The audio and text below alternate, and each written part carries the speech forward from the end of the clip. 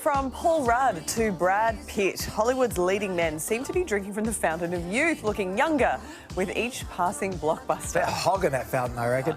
It's been dubbed the Peter Pan effect, and here to tell us more is fashion editor at the SMH, Damien Woolnough. Damien. Morning. When I hear youthful in Hollywood, I think, who's your doctor? How much is that playing into some of these elder gentlemen?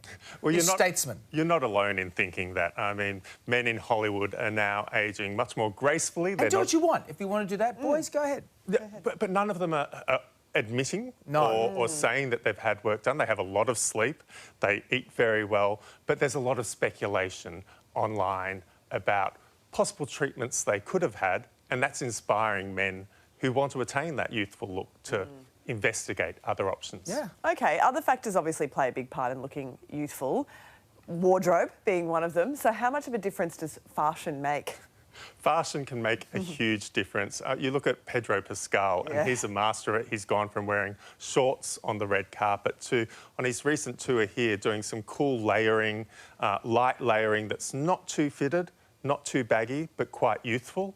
Then you have the Lenny Kravitz approach, which is, I sort of call the all-leather everything. It's the Anna Wintour effect, to find a look, stick to it, and his is leather and long hair, and in most cases it works. He looks exactly the same.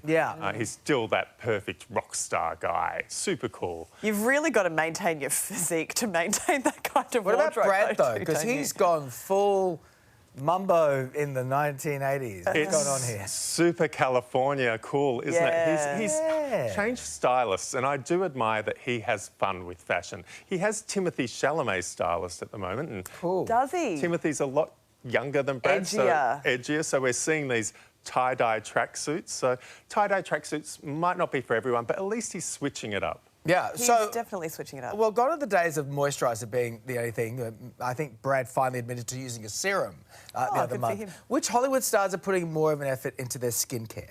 Well, Brad not only admitted to using serums, he makes serums. He has his own beauty line, which uses grape extract that's left over from his winery to make serums, moisturisers. The moisturisers will cost you $500. They're pretty expensive, but there are other stars doing this. Idris Elba has a skincare line. Pharrell Williams. I bet David Beckham uses skincare. Gosh, I think... He loves a scented candle. So he'd be, don't you think? He's in touch with these things. Yeah, he's David so fashion, Beckham, and he looks pretty terrific too, as do all of these guys. But they're, contributing to this aspiration for men who are wanting to look great in their 50s and 60s. Sure. A thick head of hair often helps when it comes to men trying to look or maintain their youthful appearance. So what are some of the techniques that some of these men might be using to keep their Is it just locks Turkey? It's a Turkey. The popularity of hair transplants is undeniable, and it's forced people like Matthew McConaughey to come out and say, I haven't had a hair transplant. He uses topical treatments, which are quite popular, but hair transplants are becoming increasingly popular, not just overseas, but here in Australia with waiting lists at clinics. But what's really interesting here is that we are having Hollywood stars admit to having hair transplants and the pressure from the industry to have them. So you have wrestler turned actor John Cena, you have the comedian Joel McHale, who've all said, they've had hair transplants. They look good, though. They look good. They look fantastic, and what I like... They've come a long way.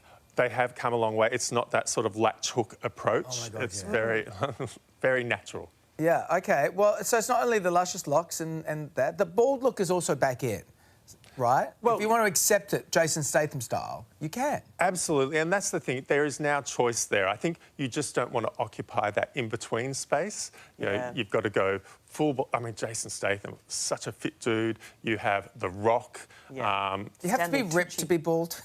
I think doesn't help. It doesn't hurt. Being ripped helps in any situation for these actors. I mean, you look at Paul Rudd, who's 56 and so physically fit. So that all helps, as does good genetics. I mean, I don't think you're going to look like Brad Pitt unless you started off with that sleep and body. Diet. Of course, that's the only other thing. Sleep, diet. Just chicken and broccoli. Meditation. All these things help. Very good. Thanks, you, Damien. Great Pleasure. to chat. We'll see you soon.